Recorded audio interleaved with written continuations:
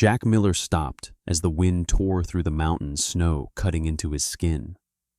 Beside him, his German shepherd froze, ears pinned back, body rigid, breath rising in sharp white clouds. 5 children stood inside a broken shed, wrapped in rags, eyes hollow, lips blue from the cold, silent, still, like they had learned that noise was dangerous. But it was the oldest girl who broke him. She stepped forward, small hands shaking as she raised a piece of rusted metal, placing herself between him and the others. Her eyes, dark, defiant, far too old, locked onto his. Jack had seen that look before, in war, in loss. Before we begin, tell us where you're watching from, in the comments. And if stories like this matter to you, subscribe and stay with these 5 children to the very end. Snow fell straight down, heavy and soundless, turning the mountains into a white void where distance vanished and time slowed. The wind had died, leaving the cold to settle deep, the kind that didn't bite so much as hollow you out from the inside. Jack Miller moved through it alone.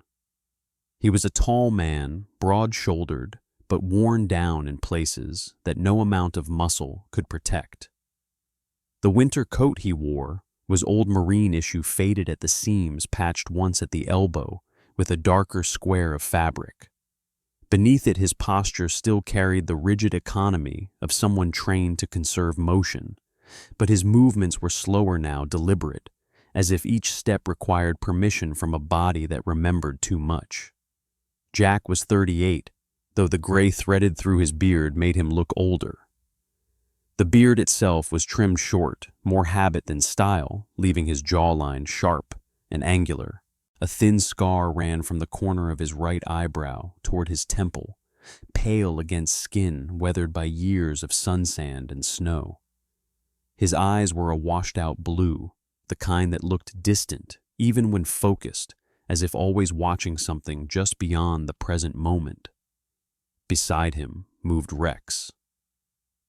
The German shepherd was nearly 4 years old, large even for his breed, with a powerful chest and long, disciplined lines.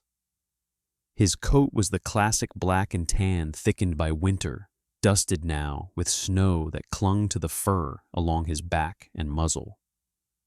Rex's ears stood erect, twitching at sounds Jack could no longer hear, and his dark eyes were alert, intelligent, constantly scanning. There was a faint notch in the edge of his left ear, an old training injury from before Jack had taken him home before the military paperwork said decommissioned instead of active. Rex walked slightly ahead, not pulling, not lagging, always positioned to watch the ground and the dark tree line at the same time. Jack hadn't planned to be out this far. The trail he followed was barely more than a service road used by loggers years ago, now swallowed by snow and neglect. He'd told himself the walk was for Rex, that the dog needed the exercise, needed something to keep his instincts sharp. That wasn't the truth. The truth was that silence inside a warm house pressed harder than silence in a storm. They had been moving for nearly an hour when Rex slowed. Jack noticed the change immediately. The dog's head dipped nose, hovering inches above the snow. His pace shifted, muscles tightening beneath his coat. "What is it, boy?" Jack murmured, his voice low, instinctively careful. Rex didn't answer, but he stopped entirely. Jack stepped closer and followed Rex's gaze downward. At first, he saw nothing but white. Then the pattern resolved. Footprints. Small ones. Not animal, human, barely there, half filled with fresh snowfall, but unmistakable once you knew what to look for. The stride was uneven, the spacing inconsistent. Children, Jack thought immediately, though he didn't yet know why. Maybe it was the size. Maybe it was the way the prints wandered, hesitant, as if the person making them didn't know where they were going, or was too tired to care. Rex let out a soft sound in his throat, not a growl, not a whine. a warning held in reserve. Jack's chest tightened. Children didn't belong out here. Not at night. Not in this weather. Not miles from the nearest town. He followed the trail. The footprints led downhill toward a dark shape, barely visible through the falling snow. As they drew closer, the shape resolved into a structure. An old barn half collapsed on one side, its wood-gray and splintered roof sagging under the weight of past storms. No lights, no smoke. No sign anyone had been there in years. Rex stopped again, ears forward now, body angled protectively. Jack approached slowly, every sense awake. "Hello?" he called out, keeping his voice steady, unthreatening. "Anyone in there?" No answer. The barn door hung crooked, one hinge long, rusted through. Jack pushed it open just enough to slip inside. The smell hit first cold, damp wood, old hay, and something sharper underneath. Fear, Rex would have called it. Jack didn't have the word for it, only the tightening in his gut. They were huddled in the far corner. 5 children. They were layered together like debris caught in a drift, wrapped in mismatched clothing, far too thin for the cold hoodies, without insulation, jeans soaked at the cuffs, sneakers stiff with ice. Their skin was pale lips, tinged blue. Eyes reflected the weak light like startled animals. The oldest stepped forward immediately. She couldn't have been more than 8 or 9 small for her age, but standing with a stubborn squared stance that didn't match her trembling hands. Her hair was dark brown, cut unevenly at the shoulders, as if hacked off with dull scissors months ago.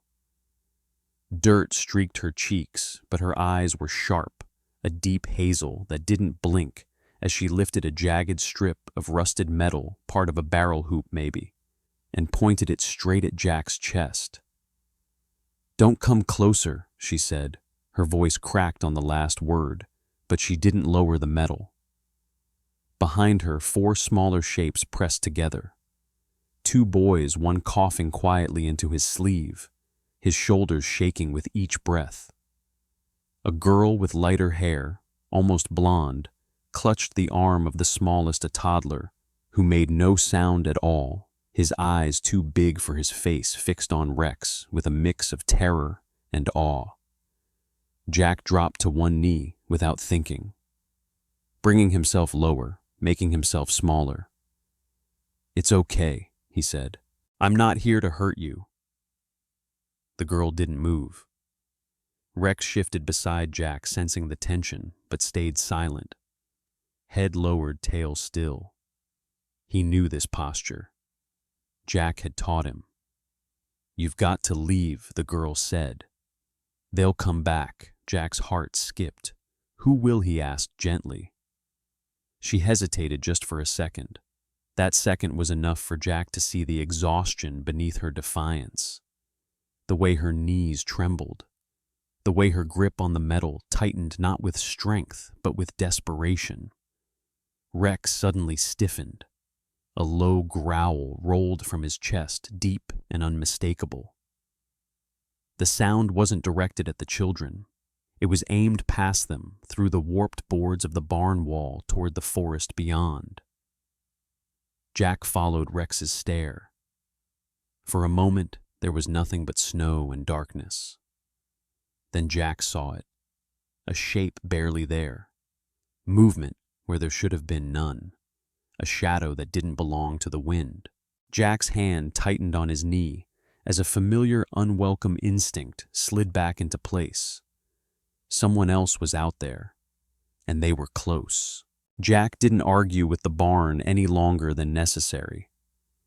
The moment Rex's growl faded into a tense silence, Jack rose smoothly, his movements careful not to spook the children. He angled his body between them and the broken wall instinct taking over, the same instinct that once told him where the fire would come from before the sound arrived. "We're leaving," he said quietly. "Now." The girl with the rusted metal hesitated, then nodded once. Up close, Jack could see how young she really was. Her cheeks were hollow with hunger, her eyelashes clumped from frozen tears. She moved with a rigid authority that didn't belong to a child, as if she had learned hard and fast that hesitation got people hurt. They slipped out the back of the barn in single file. Rex took point nose, low tracking, while Jack stayed behind the children, counting them again and again in his head. 5. Still 5. The smallest was carried by the blonde girl, who staggered under the extra weight but didn't complain. The coughing boy wheezed harder now that they were moving, each breath scraping. They didn't make it far before the girl spoke again. "They're looking for us," she said, not turning around. "That's why you shouldn't help." Jack absorbed the words without breaking stride. "Who's they?" She stopped walking. Rex froze, instantly matching her stillness. The girl turned, and in the flat light of the snow, Jack saw something old in her eyes. Not wisdom. Damage. "Men from the camp," she said. "They don't like losing things. Things, not people." Jack felt something hot settle under his ribs. "Children aren't things," he said. She gave a humorless half smile. "They think we are." They moved again. As they walked, the story came out in pieces, never all at once, never clean. A camp hidden deep in the trees. Work that went on even when hands bled. Nights locked inside metal sheds. Promises made to adults that didn't apply to children. The girl spoke in clipped sentences, as if saying more might make it real. Her name, Jack learned, was Emily. She was 9, though she said it like a fact rather than an age, something that had already passed. She had been the one who decided when they ran. She had taken the others with her because no one else would. Jack listened, jaw tight, saying nothing. He didn't trust his voice. They reached a stand of trees where the wind cut less sharply. Jack guided the children into the shelter of the trunks and knelt, pretending to check the coughing boy's breathing while his eyes scanned the slope behind them. Nothing moved. Still, the feeling didn't ease. Jack reached inside his coat and pulled out the radio. It was old, scratched, and heavier than modern gear satellite-capable issued during his last deployment and never turned in. He had kept it the way some men kept medals, though he had never once powered it on since coming home. The antenna creaked as he extended it. Rex sat beside him, alert but silent. Jack turned his back slightly to the children, angling the radio away from their faces. He didn't want them to see hope flicker and die if nothing came back. He keyed the mic once, twice. "Base, this is Miller," he said softly. He used his last name without thinking, muscle memory dragging it out of him. "If anyone's listening," static hissed sharp and cold. Jack tried again, adjusting the frequency by feel. 5 miners. Cold exposure, possible pursuit. Coordinates. He paused, recalculating, then gave a rough grid reference he hadn't used in years. "I can hold, but not indefinitely." The radio crackled. Then nothing. Jack waited, breath-shallow thumb hovering over the transmit button. Snow ticked softly against his sleeve. No response came. He shut the radio off without ceremony and slid it back into his coat. For a moment, he stayed kneeling there, one hand pressed into the snow, grounding himself. He had sent the signal. That was all he could do. If help was coming, it would come on its own timeline, not his. Emily watched him closely. "Did they answer?" she asked. Jack met her gaze. He didn't lie, not yet. Her mouth tightened, but she nodded, accepting it the way someone accepts bad weather. Rex stood suddenly, hackles lifting. Jack followed his line of sight and felt his pulse spike. There, half buried by drifting snow, was a boot print, adult-sized, deep tread, fresh. It crossed the children's trail at an angle, then another, overlapping deliberate. Whoever had made them hadn't been wandering. They had been correcting their course. "They're close," Emily whispered. Jack straightened slowly, his mind already shifting, mapping routes, distances, cover. He gestured the children in tight motioning for silence. Rex moved to the front again, his body a coiled wire. Jack took one last look at the radio buried in his coat. The signal was out there now, thin and fragile, riding static and snow. Whether anyone heard it or not, he would buy time. And if time ran out, he would stand between 5 children and whatever was coming through the trees. The wind shifted, carrying a sound Jack hadn't heard before, faint metallic, almost lost beneath the storm. A door slamming, somewhere uphill. Rex growled again, low and certain, and Jack knew with absolute clarity that the people hunting these children hadn't lost the trail at all. They had just found it. The cabin appeared out of the trees like a stubborn thought Jack hadn't been able to bury. It sat on a low rise above a frozen creek, squared and practical, built from dark pine logs scarred by decades of wind. Snow had drifted halfway up the walls, and the roof sagged slightly under its weight, but the chimney stood straight. Smoke rose thin and steady, the only sign of life for miles.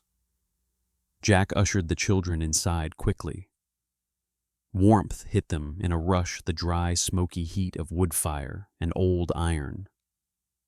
The single main room was sparse but clean, a heavy table, 2 mismatched chairs, a narrow couch patched at the seams, and a pot-bellied stove glowing red at the edges.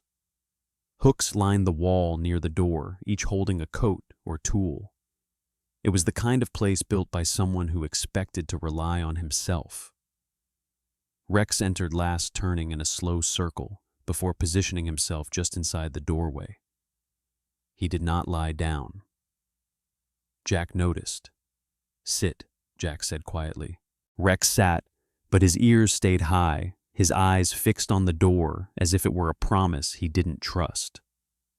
Jack shrugged out of his coat and draped it over the smallest child's shoulders. The toddler accepted it without a sound, clutching the fabric like it might disappear.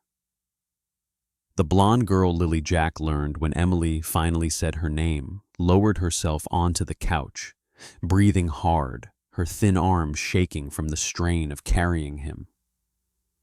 Lily was about 10 tall for her age, but hollowed out, her pale hair pulled back into a knot that had come undone in places.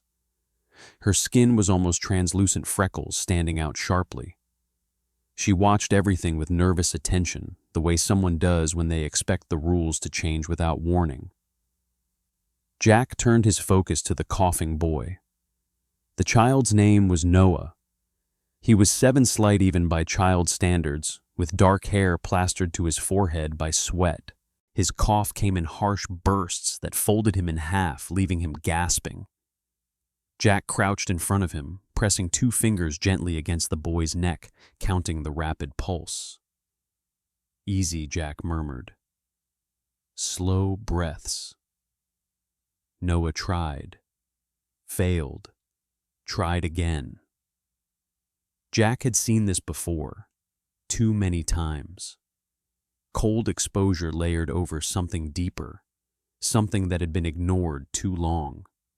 He grabbed a blanket from the back room and wrapped it around the boy's shoulders, then set a kettle on the stove. Emily hovered close, watching Jack's hands with fierce concentration. "Is he dying?" she asked. Jack met her eyes. "Not if I can help it." She nodded, accepting that as a plan. He poured warm water, added honey, and coaxed Noah into small sips. The cough eased slightly, but not enough to reassure him. Jack's jaw tightened. This was beyond field fixes. Noah needed antibiotics, oxygen, things Jack didn't have. Outside, the wind rose, rattling the window panes. Rex stood. Jack didn't have to look to know why. He crossed the room and peered through the frost-smeared glass. The forest beyond the cabin was a blur of white and shadow. Nothing moved. Still, the sense of pressure didn't ease. It felt like waiting for the first crack of thunder. Jack checked the radio again. Static. He turned the dial slowly, patiently, like he was coaxing a wounded animal. The hiss changed pitch, then dropped back into nothing. No voices, no acknowledgement. He shut off the click loud in the quiet room. Emily watched him from across the table. "They're not coming, are they?" she said. "Not yet," Jack replied. She looked at the door. "They will." Jack didn't disagree. He began organizing without thinking. Extra blankets layered on the floor. The children grouped near the stove. He positioned the table at an angle that would slow entry if someone forced the door. His movements were calm, methodical, but inside the calculations ran non-stop distance to the tree-line visibility. How long before night fully closed in? A faint scrape came from outside. Rex's growl rolled low, vibrating through the floorboards. Jack raised a hand. Rex stayed, muscles locked, eyes burning. The sound came again, closer this time. Snow shifting under weight, not wind. Jack moved to the door, resting his hand on the frame, feeling the cold seep through the wood. He didn't open it. He listened. Another step, then silence. He glanced back at the children. Lily had wrapped her arms around Emily, her chin tucked against the older girl's shoulder. The toddler stared at Rex as if the dog were the only solid thing left in the world. Noah's breathing rattled softly beneath the blanket. Jack straightened. "If anyone comes inside," he said evenly, "you stay behind me, no matter what." Emily swallowed. "You'll protect us." Jack didn't answer right away. He thought of the radio signal riding snow and static, thin as a prayer. He thought of the footprints crossing trails, deliberate and patient. He thought of the weight of a promise he hadn't meant to make, but had anyway. "Yes," he said finally. "I will." Rex shifted closer to his leg, a silent confirmation. Outside, the wind surged again, harder this time, carrying with it the faintest echo of a voice too distant to make out words, close enough to make Jack's spine go rigid. He stepped fully between the door and the children. Eyes locked on the handle, as it trembled once, just enough to prove that the cabin was no longer hidden. Morning came without color. The storm had passed, leaving a brittle quiet that made every sound feel deliberate. Pale light filtered through the trees, reflecting off the snow until the world looked bleached and flat. Jack stepped out onto the porch and let the cold bite his lungs, welcoming the clarity it brought. Rex was already alert, standing at the edge of the clearing. Jack followed his gaze. The tracks were there, exactly where Rex had circled the night before, wide tire marks pressed deep into the snow, angled off the service road and toward the trees behind the cabin. Someone had tried to hide them, sweeping branches over the impressions, kicking loose snow across the ruts. It hadn't worked. The weight of the vehicle had been too heavy, the tread too distinct. A pickup truck. Jack crouched, brushing gloved fingers along the edge of one rut. Fresh. No more than a few hours old. "They came back," Emily said behind him. She stood in the doorway, wrapped in one of Jack's spare coats, the sleeves rolled twice to keep her hands free. In daylight, the exhaustion in her face was clearer, dark circles under her eyes, lips cracked from cold, but her voice was steady. Jack rose. "They didn't leave," he said. "They waited." Emily's shoulders tightened. One of the younger kids, Lily, began to cry, the sound sharp and sudden in the stillness. "They always do," Lily said through tears. "They think we don't notice." Jack turned back to the tracks, his mind already moving through contingencies. Whoever was hunting them hadn't rushed.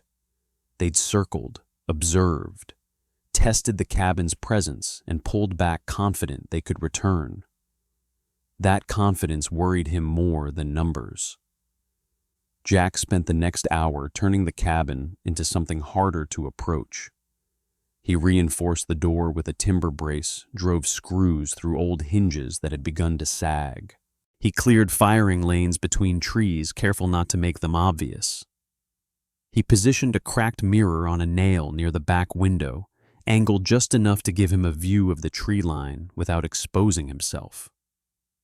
Rex moved constantly, pacing the perimeter nose to the wind. The dog's body language had changed, less curious, more precise. This wasn't a patrol anymore. It was preparation. Jack took inventory. One rifle clean and reliable, limited ammunition, a sidearm he hoped not to use around children, a flare gun with 2 flares left. He set the radio on the table antenna extended and tried again. Static. He didn't curse. He didn't slam the unit down. He simply turned it off and left it where it could be reached quickly. Inside, Noah's breathing worsened.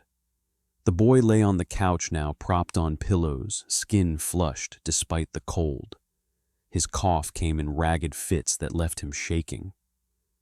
Jack knelt beside him, checking his temperature by touch. Too warm. Not good. Emily hovered nearby, eyes darting between Jack and the windows. "Can you fix him?" she asked. Jack chose his words carefully. "I can keep him stable," he said. "For now." That answer satisfied no one. Late morning brought movement. Rex froze near the eastern tree line, hackles raised. Jack followed the dog's stare and saw a figure step out from behind the pines. The man didn't try to hide. He was tall, heavyset, wrapped in a dark parka streaked with salt and grime. His beard was thick and uneven, more neglect than style, and his hair stuck out from beneath a knit cap pulled low. A long scar ran across the bridge of his nose, pale and ropey, old enough to have settled into his face. He walked with an easy confidence that suggested he wasn't alone. Jack raised his rifle, but didn't aim it directly yet. The man stopped just beyond the clearing and lifted his hands slightly, palms open. "Morning," he called, his voice carried roughened by cold and smoke. "Name's Caleb Horn. Just looking to talk." Jack didn't respond. Caleb's eyes flicked to Rex, then back to Jack. He smiled faintly, the expression never reaching his eyes. "We're looking for some kids," Caleb continued. "They wandered off, caused a lot of trouble." Emily stiffened behind Jack. "They're not yours," Jack said. Caleb chuckled softly. "Funny thing about trouble," he said. "It tends to belong to whoever's holding it." Jack took a step forward, placing himself squarely between the man and the cabin. "You need to leave." Caleb's smile faded. He studied Jack, now taking in the posture, the rifle the way Rex stood anchored at his side. "Marine," Caleb said, as if tasting the word. "Figures." Something in his tone told Jack this wasn't a guess. Caleb glanced past Jack toward the cabin windows. "You can't keep them," he said. "Roads are bad. Help won't come in time." Jack didn't deny it. Caleb lowered his hands. "We'll be back," he said calmly. "With more people." He turned and walked back into the trees without another word. Jack stood there, long after the man disappeared, the forest swallowing his shape. Emily's voice came small but fierce. "That's him." Jack exhaled slowly. Rex growled deep and steady, staring into the woods where Caleb had vanished. Jack understood then the tracks, the waiting, the confidence, it all led here. The snow hadn't erased anything. It had only covered the path long enough for the hunters to choose the best moment to step out. The second storm arrived without warning. Clouds rolled in low and fast, swallowing the thin daylight and turning the forest into a shifting wall of white.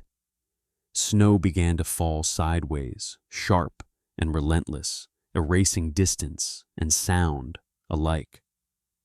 Jack felt it in his bones before the first gust hit the cabin. This storm wasn't passing through.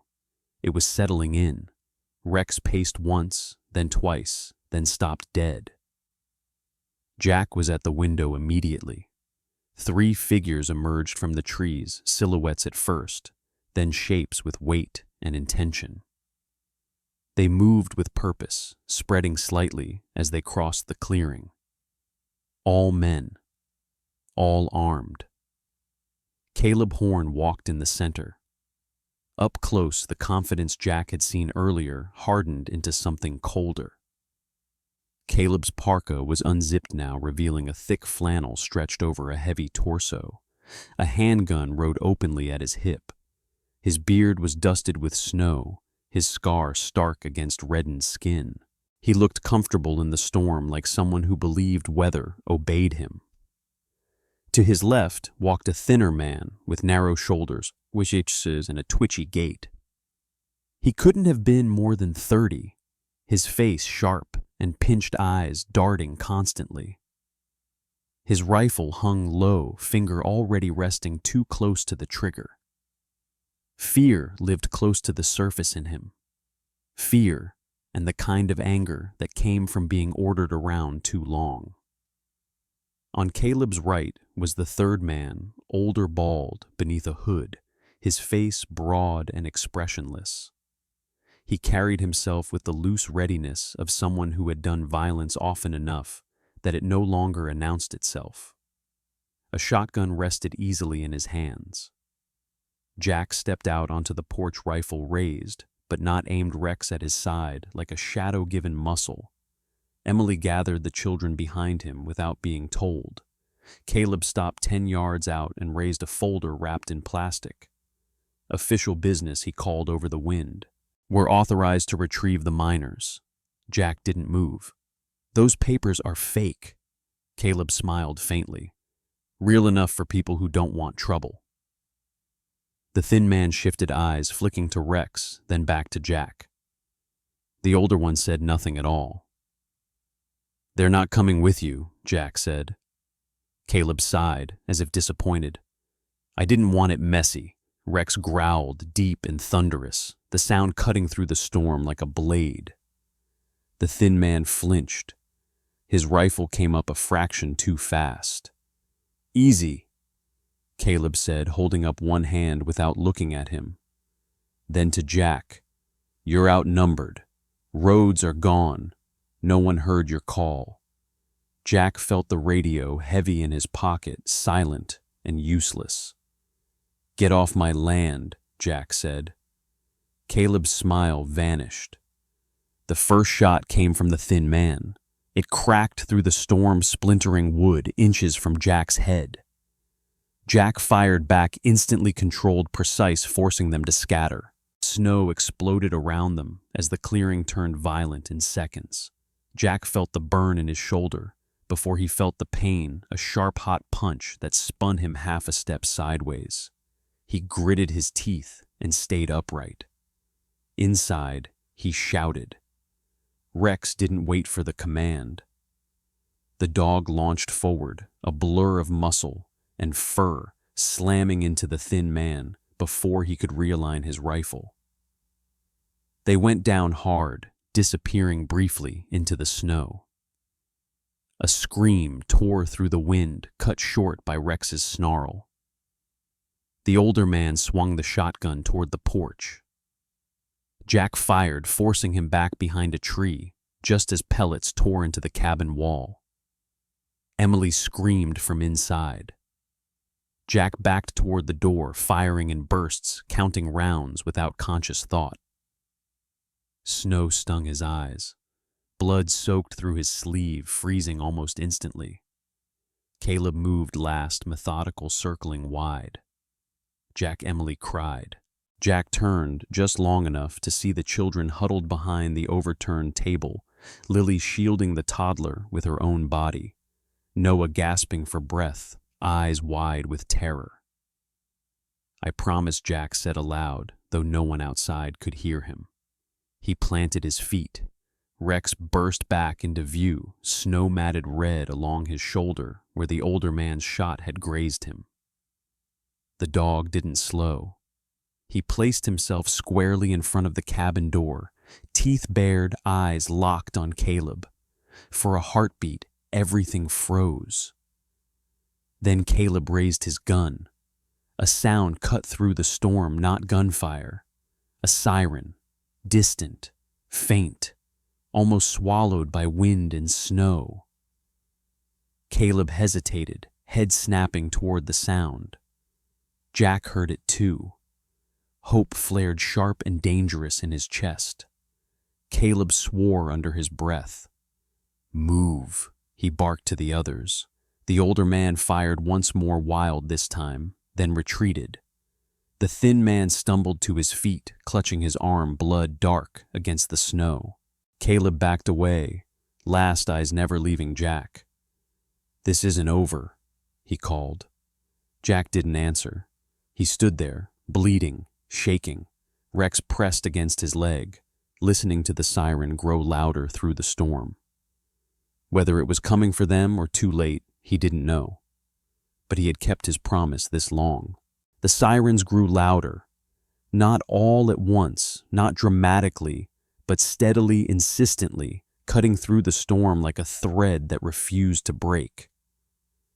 Jack stayed where he was, knees locked, rifle still raised even as his vision swam, and his injured shoulder throbbed with every heartbeat. Rex pressed against his leg, solid and warm, a living anchor. Then headlights appeared through the trees. Two vehicles moving slow but deliberate, tires, chained engines straining against the snow. Red and blue lights flashed, muted by the storm, but unmistakable. Deputy Sarah Collins stepped out first. She was in her early 40s, tall and lean with broad shoulders shaped by years of cold weather gear and harder decisions. Her brown hair was pulled into a tight braid beneath her hat streaked with early gray that she didn't bother to hide. Her face was angular, wind-burned eyes sharp, but tired, the eyes of someone who had learned not to expect miracles, only outcomes earned inch by inch. She took in the scene in seconds, the blood in the snow, the shattered porch rail, Jack's stance, the children's faces pressed to the window behind him. "Jack Miller," she called, voice calm and steady. "Lower the weapon." Jack obeyed slowly. His legs finally trembled. Behind her came two more deputies and a state investigator, Marcus Hale. Hale was younger, mid-30s, clean-shaven, with city-polished boots, already ruined by snow. His coat was too new for this terrain, but his eyes were serious, observant. He wasn't here by accident. Sarah approached Jack first. "You bleeding?" she said, not a question. "I'll live." She nodded once. Dog Rex lifted his head, ears alert, eyes still scanning the trees. "Hit, but moving." "Good dog," she said quietly, and Rex surprisingly allowed her closer. Inside, the children were ushered out one by one. Lily emerged first, still standing in front of the others, despite exhaustion. Her dark hair was matted, her face pale, but her eyes never left Jack. Noah followed, coughing hard, his small frame wrapped in a blanket far too big for him. The twins clutched each other, silent now, shock settling in. The youngest child, barely 3, was carried by Emily, face buried against her shoulder. Emily herself looked changed, no longer just a frightened bystander. Her posture was straighter, her hands steady. She met Sarah's gaze without flinching. "They tried to take them," Emily said. "Again." Sarah nodded. "I know." Marcus Hale stepped forward. "Mr. Miller, we intercepted one of the men you described 3 miles east. He talked." Jack exhaled for what felt like the first time in hours. "What about the others? 2 apprehended. 1 fled into the storm." "We'll find him." Sarah turned to Jack. "That satellite signal you sent, it bounced twice before we caught it. Took time. Wasn't sure anyone would." She met his eyes. "You did the right thing anyway." Medical aid arrived next, a volunteer, EMT, named Ron Alvarez Stocky, middle-aged with hands that moved confidently, even in the cold. He checked Jack's shoulder, then crouched immediately in front of Noah. "Kid's lungs sound bad," Ron said. "We need to move him." Jack stiffened. Sarah placed a hand on his arm. "Hospital's ready. Protective custody is already cleared." Jack looked at the children at Rex at the cabin behind him that had become a battlefield. "Can I go with them?" "Yes," she said. "All of you." The ride down the mountain was slow, careful. Inside the emergency vehicle, the storm finally began to ease. Snow fell softer now, thicker, quieter. Noah slept fitfully, oxygen mask fogging with each breath. Lily sat rigid beside him, one hand gripping the stretcher rail. "You don't have to watch anymore," Jack told her gently. She shook her head. "I want to. At the hospital, the lights were too bright, the air too warm. Doctors moved fast, voices clipped but kind. Noah was taken through double doors. The other children were given cocoa and clean clothes. Rex lay near the wall, finally allowing exhaustion to take him. Hours later, Sarah found Jack sitting alone on a bench, arm bandaged, eyes hollow. "They're safe," she said. "All of them." He nodded, throat tight. "We're dismantling the operation," Marcus Hale added. "It's bigger than we thought, but your signal gave us the opening." Jack looked up. "What happens to the kids?" Sarah crouched in front of him, meeting his gaze at eye level. "They'll be children again," she said.